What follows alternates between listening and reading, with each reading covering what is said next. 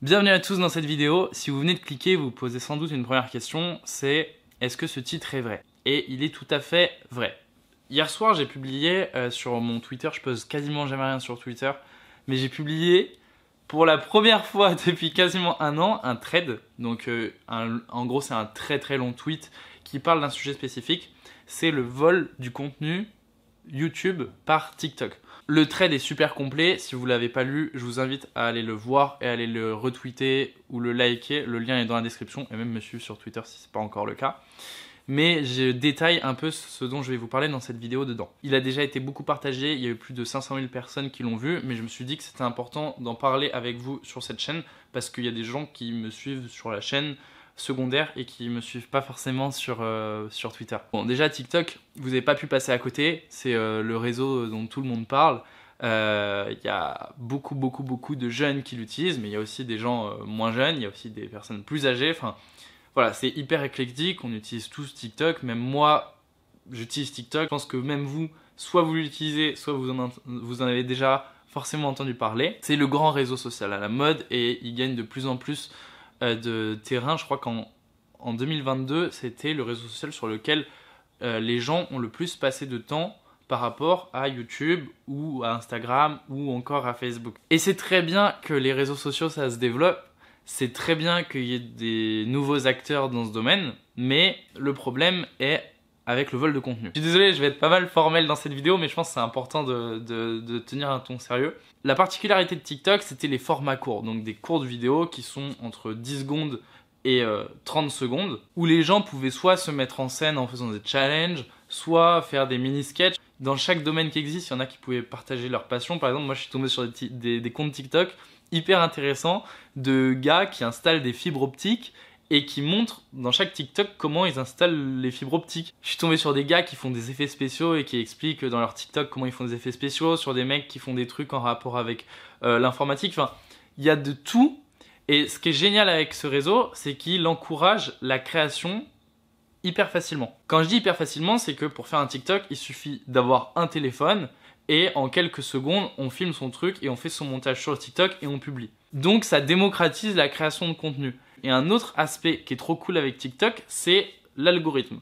En fait, ce réseau, il est connu pour avoir un algo qui est hyper bien travaillé et qui peut proposer, quand on est dessus, le contenu qui nous intéressera le plus hyper rapidement. Il n'y a pas de section de recherche comme sur YouTube, c'est-à-dire que si par exemple je veux apprendre à faire des équations, eh ben, je ne vais pas pouvoir taper comme sur YouTube, apprendre à faire une équation de second degré. Là sur TikTok, il n'y a pas ça.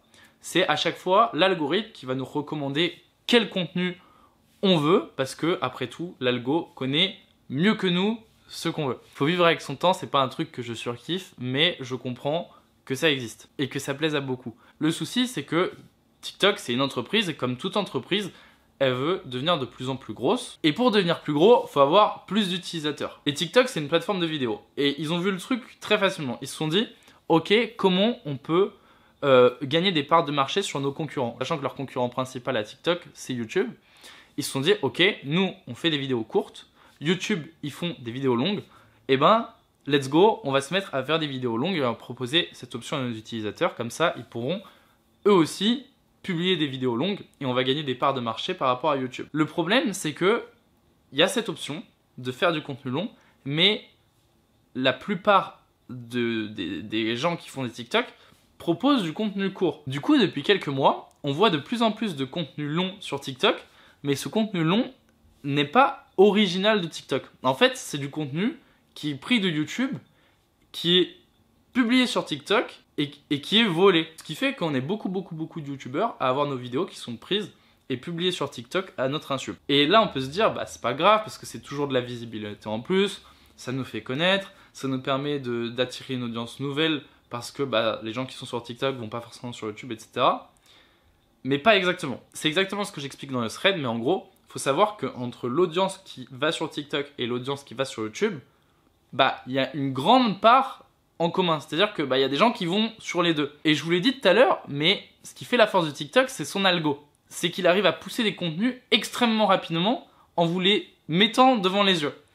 Donc ce qui se passe, c'est que il arrive de plus en plus que nous, youtubeurs, on publie une vidéo sur la plateforme, cette vidéo soit prise, soit diffusée sur TikTok par un compte anonyme, Et comme TikTok va la mettre hyper vite en avant, par rapport à YouTube où c'est très organique et ça se met en avant au fur et à mesure des heures, voire des jours, des fois même des semaines, et bien sur TikTok, la vidéo va cartonner et elle va exploser en seulement quelques heures. Ces vidéos-là, elles peuvent faire des millions de vues, littéralement. Le problème pour nous créateurs, c'est que quelqu'un qui va voir cette vidéo sur TikTok va pas la regarder ensuite sur YouTube. Et pire encore, s'il voit d'abord notre vidéo sur TikTok, quand il va se connecter à YouTube et qu'il va la voir dans son fil d'abonnement ou même de suggestions, il va pas cliquer sur notre vidéo. Or, YouTube fonctionne également par algorithme.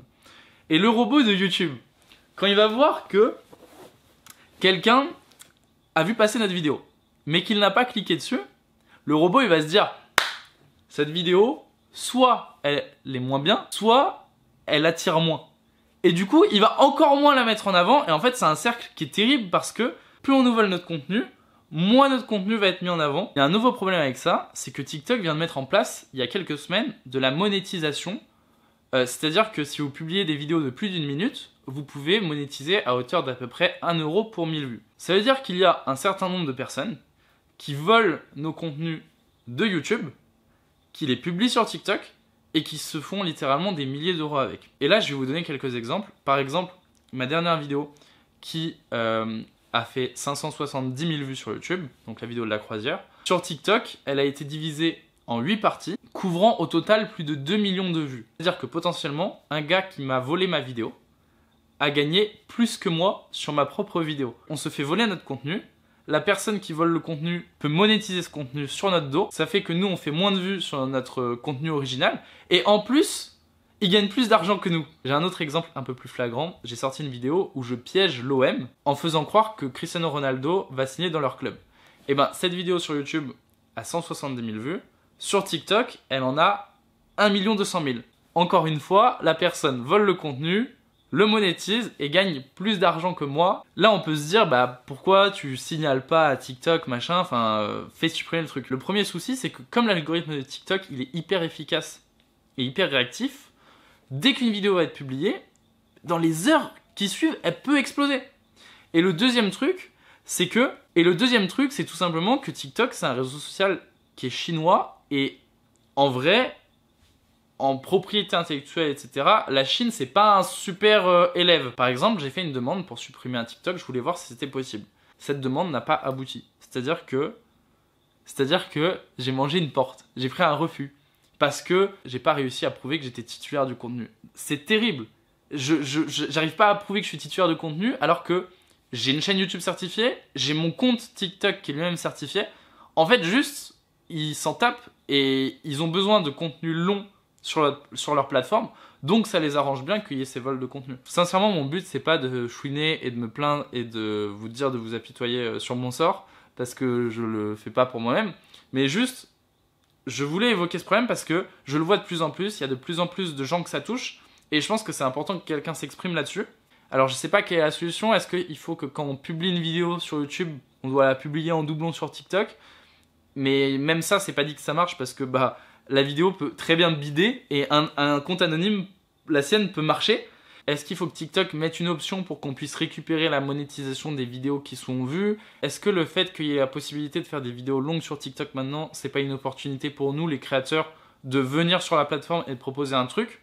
Parce que là, le problème, c'est pas en mode on est des boomers et notre contenu, il plaît pas. C'est que juste, il plaît, il est piqué et ça nous tire une balle dans le pied. Je me dis qu'après tout, c'est peut-être un moment où il faut saisir l'occasion et je vais essayer des trucs sur TikTok. C'est peut-être une opportunité qu'il y ait des vidéos de plus d'1 minute pour nous, créateurs, de venir et proposer un truc différent. Donc, on verra. J'ai déjà des dizaines de vidéos qui ont été volées et ça représente du coup des dizaines de milliers d'euros au vu de la monétisation actuelle qu'il y a sur TikTok. Et cet argent, c'est de l'argent qui n'est pas dans nos poches créateurs, sachant qu'on en a besoin, on roule pas sur l'or pour produire des nouvelles vidéos. Ce qui est assez terrible, c'est qu'au final, ça touche surtout les moyens créateurs comme moi, et pas les très gros, parce que les très gros, c'est eux qui sont toujours mis en avant sur YouTube, et ça les impacte pas vraiment. Est-ce que tout ça, ça vient pas du fait qu'il y ait plus de discovery sur YouTube? C'est-à-dire que, en vrai, maintenant, YouTube encourage surtout les gros créateurs et pour les moyens créateurs et les petits créateurs, on est beaucoup moins mis en avant. Est-ce que je suis pas un gros boomer qui est en mode TikTok, ils volent les trucs et tout? Je pense pas, parce que je kiffe TikTok et je trouve que c'est trop bien. Et je compte faire du contenu sur TikTok, mais juste, ça rend fou qu'on fasse un travail et qu'il soit volé. Ce que je disais dans mon thread, c'est que ce qui fait la force d'une plateforme, c'est ses créateurs.